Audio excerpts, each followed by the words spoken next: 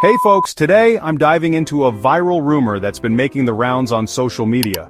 Did Obama really get $2.6 million a year in royalties for Obamacare? Spoiler alert, no, he didn't.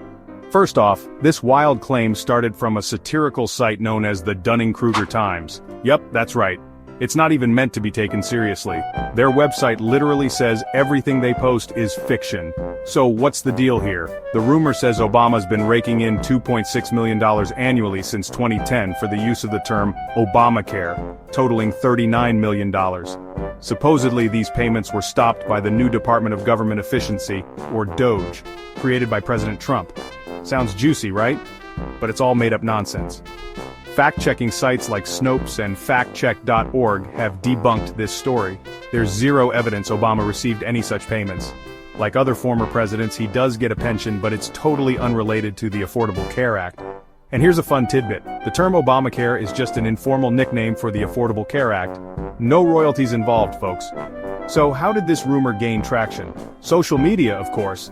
It spread like wildfire on Facebook in February 2025, thanks to some folks who took the satire seriously. Remember, always double-check your sources before believing or sharing such claims. That's your quick myth-busting update for today. Hit that like button if you learned something new, and don't forget to subscribe for more. Catch you next time.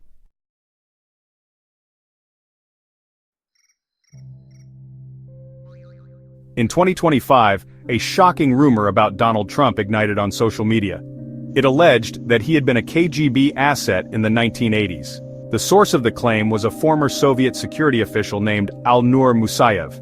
In a Facebook post, Musayev claimed that Trump was recruited by the KGB in 1987. He even gave a code name, Krasnov. This explosive allegation quickly made its way from Facebook to other platforms. On TikTok especially, videos about Trump and Krasnov went viral. Millions of people viewed and shared these posts. The story became a global phenomenon in a matter of days. The allegation was as sensational as it was thin on details. Musayev provided little concrete evidence to support his claim. He mentioned working for the KGB's 6th Directorate at the time. He also suggested that recruiting businessmen like Trump was part of their strategy. However, he did not offer any specifics about how the alleged recruitment took place.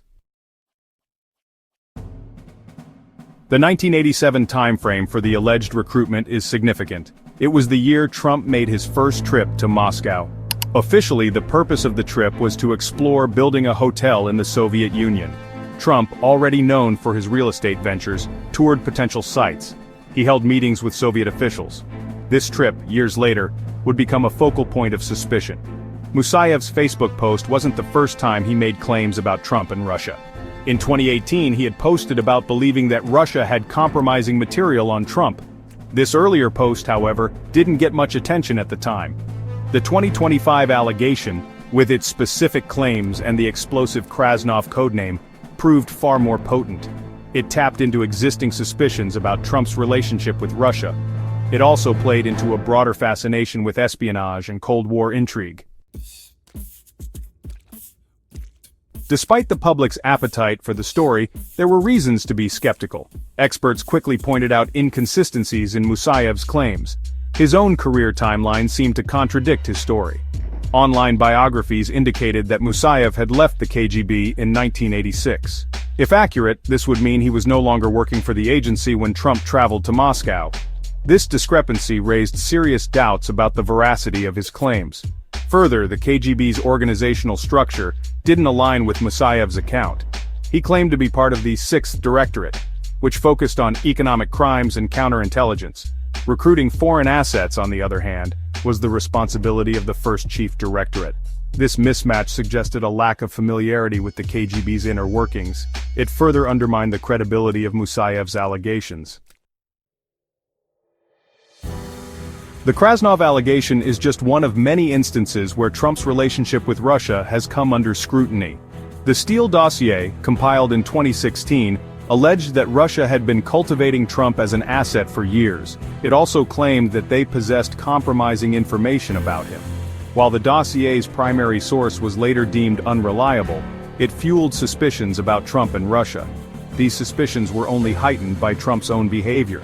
He often praised Vladimir Putin, He downplayed Russia's interference in the 2016 US election.